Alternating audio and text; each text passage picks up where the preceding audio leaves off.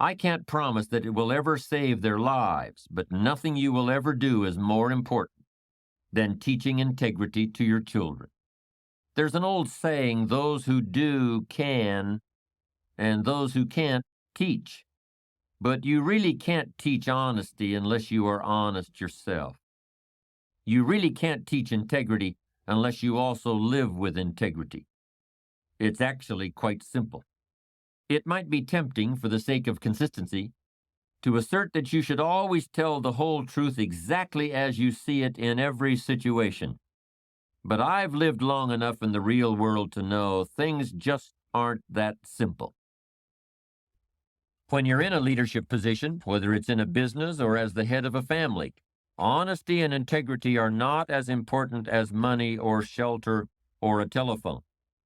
Honesty and integrity are infinitely more important than any of those things. They're about as important as having air and food and water.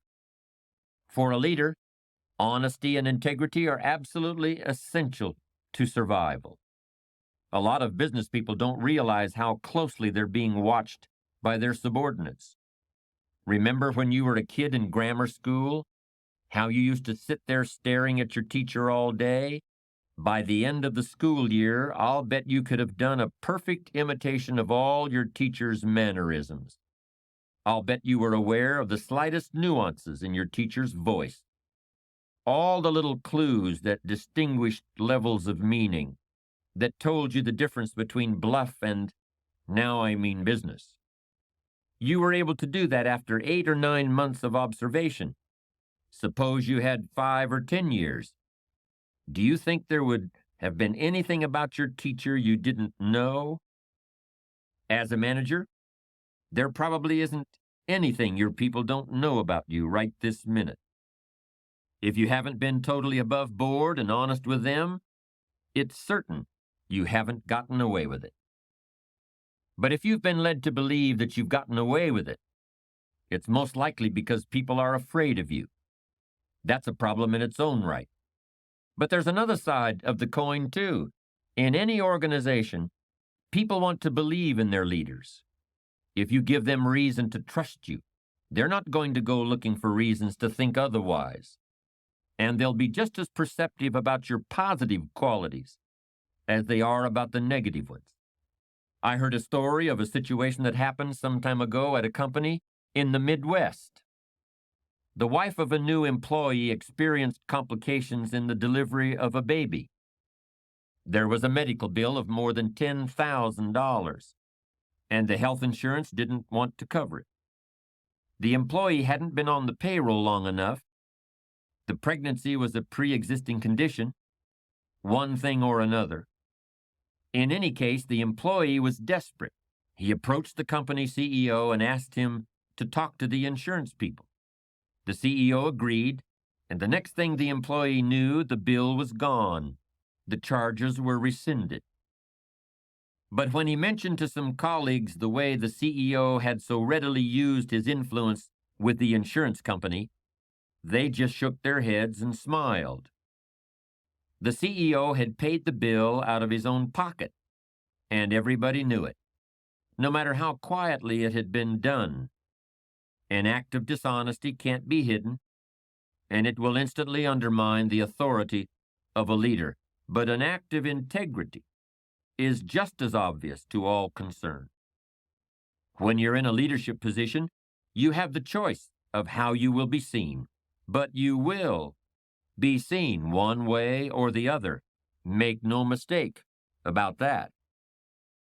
Leadership of a family demands even higher standards of honesty and integrity. And the stakes are higher too. You can replace disgruntled employees and start over. You can even get a new job for yourself if it comes to that. But your family can't be shuffled like a deck of cards. If you haven't noticed, kids are great moral philosophers, especially as they get into adolescence. They're determined to discover and expose any kind of hypocrisy, phoniness, or lack of integrity on the part of authority figures. And if we're parents, that means us. It's frightening how unforgiving kids can be about this. But it really isn't a conscious decision on their part. It's just a necessary phase of growing up. They're testing everything, especially parents. In Arthur Miller's great play, Death of a Salesman, it's hard to believe that a son would so completely lose faith in his father based on a single incident of dishonesty. Once a parent has lost moral authority, it is very, very difficult to regain it. Studies have shown that children are extremely understanding about many things. If you accidentally step on a favorite toy, that will quickly be forgiven, if not forgotten. If you lose your job and the family has to move, they'll adjust. If parents just can't get along and decide to divorce, most kids can handle it, but they can't handle dishonesty. It can take many, many years before that will be forgiven. A leader is any person who realizes the importance of becoming a bigger and better person with the passing every day, week, and month. A leader takes the responsibility of his or her own growth, a planner, a thinker, a doer. Each of us can become such a leader in our own area of activity. Not difficult, and in the long run it's easier for us and on us than what at first may appear to be the easier of two courses. All businesses, all organizations, from the smallest to the very largest, need a leader. The overall company and each of its divisions must have strong and able leadership. Contrary to popular belief, you do not raise morale in an organization. It filters down from the top. The attitudes of the people working in any organization always reflect the attitude of the leader. And finally, this leader will always be found to be just one person. The man or woman on the white horse. I'm sure you're aware that even the largest and oldest companies with many thousands of employees and hundreds of management people will, when they find themselves in trouble or not doing as well as they should, seek out one person and place him or her in the position of final authority. The whole company, the board of directors, and perhaps thousands of stockholders all look to this one person for leadership and success. Wherever you find a successful, going concern, whether it's a gas station, a supermarket, a school club, PTA, or a well-organized home, you'll find behind its success an outstanding leader. This is the most valuable person in society.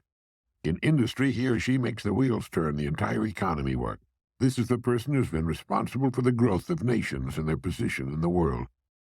The employer of millions, the dreamer, the planner, and a clock to him or her is something that other people watch. You'll find this person working early and late, and when not working, he or she is usually thinking and planning. The best way for you to develop the security that lasts a lifetime is to become outstanding at one particular line of work. Look at it this way. Regardless of economic ups and downs, the industry of which that line of work is a part will continue to operate. It won't shut down completely.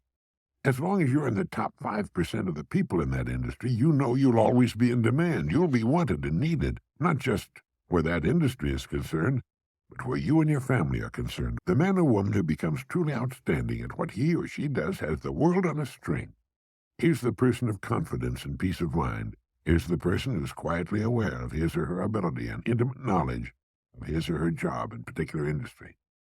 Here's the homemaker or student who's at the top of the group. They've got it made, and they and everybody else know it. Ask yourself this question. Am I now such a person? Down deep inside, you know the answer. If you answered yes, you're among the most fortunate people and in one of the smallest and most elite groups on earth. If your answer was no, it can be turned into a yes in a surprisingly short time. The first step is to make one really big and important decision. It's a decision the great majority of people never make and suffer as a result. Failing to make this decision keeps a person from ever really getting on course or clarifying his or her goals. If you make the decision, you can take a deep breath, give a comfortable sigh of relief, fix your eyes firmly upon your target, and go to work relaxed, comfortable, and sure in the knowledge that the success you seek will be yours. The great steel magnate Andrew Carnegie, when asked the formula for success, answered, "Put all your eggs in one basket, and then watch that basket." It has to be that way. Anyone who'll be honest with himself or herself realizes that He or she has been happiest and most satisfied after having successfully completed a difficult job. A leader is a person who can help and lead others. It's the conscientious mother who wants her children to grow up knowing the rules for success and happiness. It's the father who shows by example that any job worth doing is worth doing. It's the student who studies to learn, not just to get a grade, who has a mind of his or her own and sets the pace for his or her fellow students. It's the farmer whose farm sets an example in his area, and the small businessman or woman whose business continues to grow and prosper with the passing years. It's the employee who has the good sense to realize that one gets most out of any job by giving loyalty and dedication to the firm that pays his or her wages. As a person of integrity yourself, you'll find it easy to teach integrity to your kids, and they in turn will find it easy to accept you as a teacher. This is a great opportunity and also a supreme responsibility, because kids simply must be taught to tell the truth, to mean what they say, and to say what they mean. There was something interesting about the Indians of the Southwest and the skills they felt were important for their children to know. Hiding was one of them. In a desert environment where you would think there was nowhere at all to hide except possibly by squeezing yourself behind a cactus plant, the Indian children could literally disappear. And running was another very important ability. Beginning as young as 6 or 7 years of age, Indian children were taught to run long distances while holding a mouthful of water in order to develop breath control. And of course, both running and hiding were skills that could save the life of an Indian child, as well as preserve the security of the group. Kids today must be taught skills that will save their lives. And integrity is one of those vitally important skills. Maybe it's hard to convince yourself of that.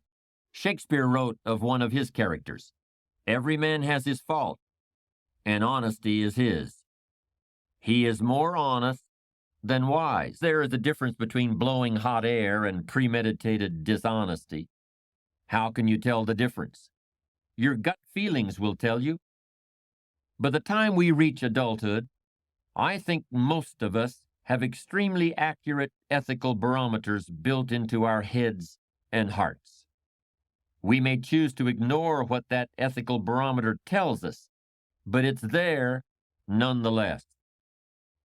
When you're in a leadership role, I believe there's at least one situation in which you're almost always justified in stretching the truth to some degree. And here it is. You should overstate your degree of enthusiasm for your employees' work. You may use many, many carrots and very few sticks. Your recipe for dealing with subordinates should include at least 3 parts praise for every 1 part of criticism. Will this stretching of the truth cost you respect? I don't think so. Will a little sugarcoating of your true feelings foster greater productivity, better work, and improved morale? Absolutely. And that conclusion is supported by a great deal of behavioral science research.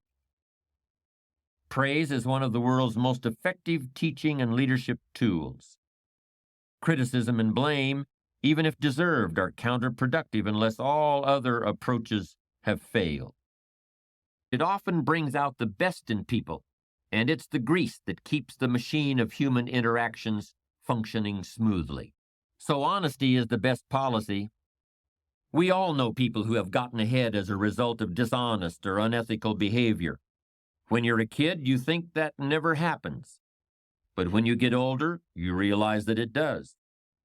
Then you think you've really wised up, but that's not the end of it. When you get older, you see the long-term consequences of dishonest gain, and you realize that it doesn't pay in the end. I've seen people who have made millions with questionable business tactics, and I've also seen a higher percentage of health problems among those people than any insurance actuary could possibly account for. I've seen people who decided to sell out their friends or their business partners in order to cash a big check, and those people wind up looking 20 years older than their age. Stick around, keep your eyes open, and I think you'll see it's true. Hope of dishonest gain is the beginning of loss. That's another old saying. I don't think it refers to the loss of money. I think it means loss of self-respect. You can have all the material things in the world, but if you've lost respect for yourself, what have you really got? The only way to ever attain success and enjoy it is to achieve it honestly and with pride in what you've done.